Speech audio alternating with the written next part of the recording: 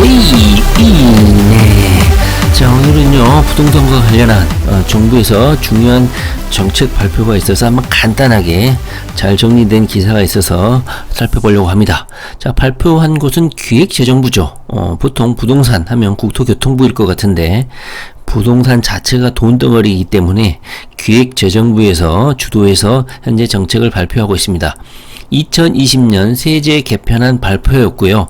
이 자료가 거의 한 80페이지 가까이 육박하고 세제에 관련해서 전문가가 아닌 우리들 같은 경우는 봐도 모릅니다. 그래서 정리된 기사 위주로 한번 살펴보려고 합니다. 워낙 세제에 관련한 내용이 복잡하고 어렵기 때문에 실질적으로 여기에 관련한 문답식도 현재 문서로 이제 제공을 하고 있는데 봐도 모릅니다. 목차가 이렇게 복잡하죠. 거의 한 74페이지 정도 하는데요. 시간 있으신 분들 한번 정독을 해보고 이해하기가 약간 어려울 수도 있습니다. 법인과 관련한 내용도 있고 해서. 자, 그런데 우리 부동산 투기 어린이들, 투기 장인 장모님들 관련한 부동산과 관련한 부분만 정리된 기사 간단히 한번 보도록 하겠습니다. 오늘 기획재정부가 발표한 자료는 크게 종부세, 다주택자들과 관련한 내용이기 때문에 무주택자들하고 관련한 세제 개편 내용도 있습니다. 그래서 무시할 내용은 아니고 다주택자들, 그다음에 종부세 내시는 분들은 아마 오늘 보도를 면밀히 검토를 하고 정독을 하셨을 겁니다.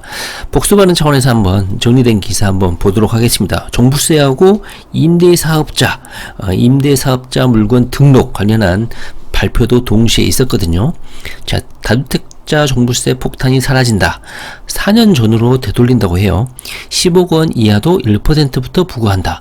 기존에 6%까지 과대하게 징계성으로 부과했던 징벌적 과세를 거의 1% 정도, 많으면 2% 정도로 낮추는 겁니다. 종부세 과세 체계, 주택수에서 주택 가격으로 전환한다. 공약에 포함됐던 내용을 구체화한 것 같아요. 이게 합리적인 것이죠. 다주택자가 부담하는 종부세, 종부세 안 내시는 분들은 해당이 없고요. 저 같은 경우도 내는데요. 부담이 됩니다. 중과세율이 일괄 폐지될 전망이다. 헌법소원도 제기되어 있는데 하급심에서는 유연 아니다. 이렇게 또 판단이 됐었죠. 공시가격 합산 10억 원의 주택을 보유한 조정대상 지역 2주택 보유자가 약 5,688만 원의 종부세 부담을 덜게 된다. 와, 거의 자동차 한 대 값이 지방 소형 아파트 한 채 값이죠. 집값 급등에 따라 주택 종부세 기본 공제액은 9억 원, 1세대 1주택 경우는 12억 원으로 높아졌다. 개편안에 따르면 중요한 내용이죠. 기존의 주택 수 1억짜리 몇 채, 5채, 6채 갖고 있는 거, 이게 30억짜리 아파트 한 채보다 훨씬 더 징벌적으로 과세를 했죠. 이거를 전면 개편했습니다. 종부세는 조세형평 차원에서 고액 부동산 소유자에게만 부과하기 때문에 부자만 내는 세금으로 통하고 있습니다. 그래서 이번 세제 개편에 대해서 부자들 챙겨주기, 부자들 봐주기, 이런 비판이 있죠. 먼저 종부세 과세 체계를 주택수 기준에서 주택 가격으로 전환을 했고요. 다주택자가 부담하는 종부세 중과세율을 폐지를 했습니다. 각자 보유한 자산 규모에 따라 세금을 매기는 것이다. 그래서 기존에 6%까지 부과했던 종부세율을 이렇게 구간을 세분화했습니다. 3억 원 이하는 0.5, 3억에서 6억 원은 0.7. 기존에는 이미 1%를 넘어설 정도의 중과세율인데 대부분이 0.5%, 1% 이하 또는 1%에서 2% 사이 이렇게 과세율을 낮췄습니다. 주택수에 따라 다르게 적용하는 세부담 상한도 150%까지로 단일화했다. 150% 되면 더 이상 부과할 수 없게끔 상한을 정했다는 것이죠. 자, 주택분 종부세 기본 공제액은 9억 원으로 기존보다 3억 원 상향했다. 6억 원이었죠. 22년 올해 같은 경우는 대선이 끼어서 선심성으로 특별 공제를 더해줬죠. 3억 원. 그래서 총 14억 원까지는 종부세를 안 내도 되는 공제를 해주는 특별법을 현재 시행을 하고 있습니다.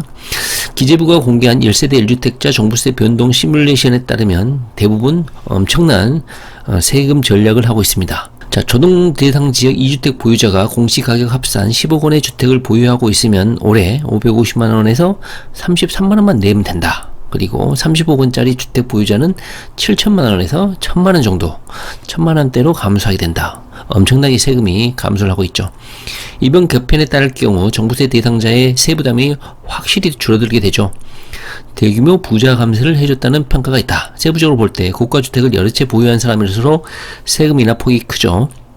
1가구 1주택자 같은 경우는 올해는 14억 원까지는 해주지만 내년부터는 다시 아까 봤듯이 11억 원부터 부과를 하기 때문에 11억 원 이상 아파트, 이것도 뭐 거의 중산층을 넘어서는 아파트라고 저는 생각합니다. 이런 아파트부터 부과를 하게 된다. 부담이 늘어날 수 있다. 그 다음에 임대사업자와 관련한 부분도 기획재정부에서 발표를 했는데요. 자, 간단히 살펴보면 이런 내용입니다. 소형주택 임대사업자 소득세 감면을 3년 연장하겠다. 뭐 경제도 어렵고 정부도 현재 인기가 떨어지다 보니까 세금 감면 연장을 3년 연장한다는 겁니다. 자, 기획재정부가 소형주택 등록 임대사업자의 소득세 감면 혜택을 올해 말에서 2025년까지 3년 연장해 주기로 했다. 이에 따라서 소형주택 한 채를 임대주택으로 등록한 임대사업자는 임대기간에 따라 4년 이상 30%, 10년 이상 75%, 두 채 이상이면 4년 이상 20%, 10년 이상 50% 등 소득세 감면 혜택을 받을 수 있다. 소득세 감면을 해주겠다는 겁니다.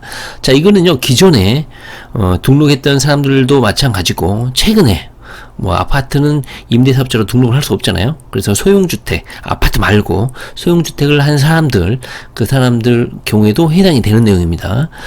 정부는 또 월세 임대소득에 과세할 때 기준이 되는 고가주택 가격을 기존 9억 원 초과에서 12억 원 초과로 인상하기로 했다.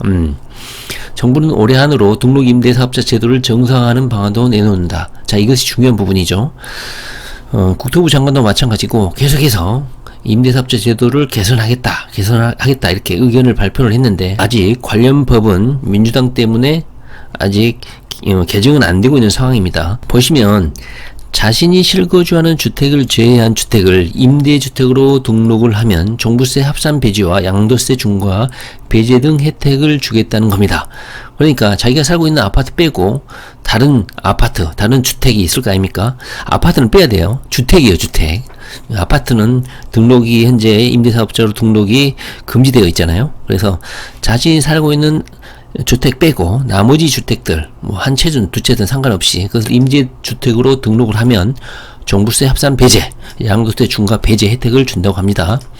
세제 혜택을 받으려면 일정 기간 이상 임대를 해야 되고 임대료 증액도 5% 룰을 지켜야 되겠죠. 문재인 정부 초반에는 이를 장려했지만 다주택자에게 과도한 혜택을 준다는 비판에 따라서 2020년 710 대책에서 이 제도를 사실상 폐지를 했습니다. 정부는 아파트를 제외한, 자, 아파트는 아직 소형주택으로 임대사업자 등록을 할 수 없습니다. 소형주택 등록 임대사업자에게 종부세 합산 배제 혜택, 양도세 중과 배제 혜택을 되살리는 방안을 우선 검토하겠다. 검토 순위에서 가장 먼저 임대 물건을 늘리는 방안으로 자신이 살고 있는 주거지를 제외한 소형주택을 등록을 하면 이런 세제 혜택을 주겠다는 겁니다. 제가 보기에는 조만간 아마 이것은 발표를 할 것 같아요. 그리고 가장 우리들이 관심을 갖고 있는 아파트 등록 임대 사업, 아파트 매입 임대, 이거는 아직 시장 상황을 보고 후순위로 결정하겠다, 이렇게 국토부 장관도 그렇게 말을 했습니다. 시장 상황에 임대차 시장이 폭등을 하거나 혼란스러우면 그때 가서 연말이나 내년쯤에 아파트 등록 임대사업자를 부활을 하겠다, 이렇게 말을 했습니다. 실질적으로 사람들이 살고 싶어 하는 것은 아파트이기 때문에 아파트를 제외한 뭐 빌라, 뭐 도시형 생활주택 이런 거 백날 늘려봤자 저는 큰 효과는 없을 거라고 생각합니다. 자, 오늘은요 기획재정부에서 발표한 종부세 그리고 임대사업자 향후 어떻게 할 것인지 관련한 발표 내용이 있어서 한번 간단히 살펴봤습니다. 내용이 약간 어려울 수 있는데요, 복귀하는 차원에서 복습을 반드시 해보시기 바랍니다. 네, 부동산 공부 열심히 하시기 바랍니다. 네, 감사합니다.